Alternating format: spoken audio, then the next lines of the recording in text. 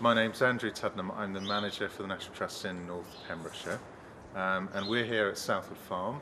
Southwood Farm sits in the middle of a really large tract of land, about 1,000 acres in total, which forms the backdrop to Newgale Beach, which is just over there, just a mile or so. And we're just down the road from the Solva Coast and the St David's Peninsula, where the National Trust also has a lot of coastal holdings, clifftop heathlands and inland commons around St David's. So these are Welsh black cattle, and they're some of our herd of cattle which spend most of their time grazing these heaths around St David's and on the St David's Peninsula, and they're doing the best possible job for that habitat, which needs to be kept open and grazed for all of the other things that depend on it, such as chough and rare plants on the commons. What Southwood Farm gives us is a central place for all of this conservation grazing to fall back to.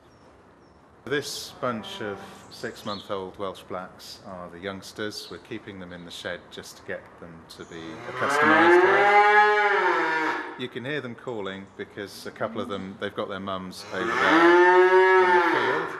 So we've just weaned them and they just want to go back to them.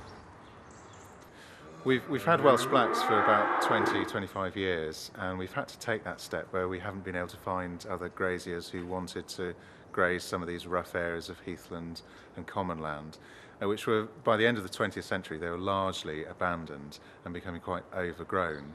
So that's bad news for a lot of the nature that depends on those open spaces, and also not good for public access. They're just becoming impenetrable. So we've had to take the step of doing the farming ourselves in some cases.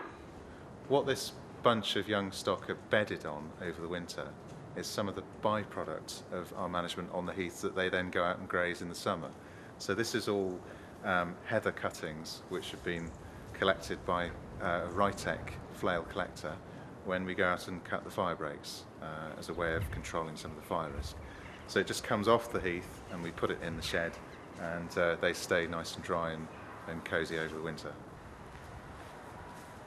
We've kept about a third of the land at Southwood in hand, and these buildings, because that gives us a really good operational base from which this conservation grazing can happen.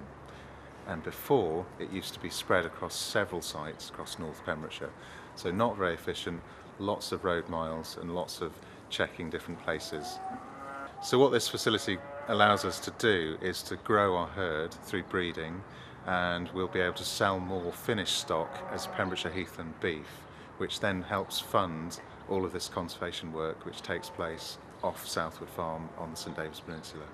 We're in the process of replacing some of our conservation grazing ponies with cattle, which do a better job ecologically on the heath, and they also provide something which the ponies haven't, which is another product, food.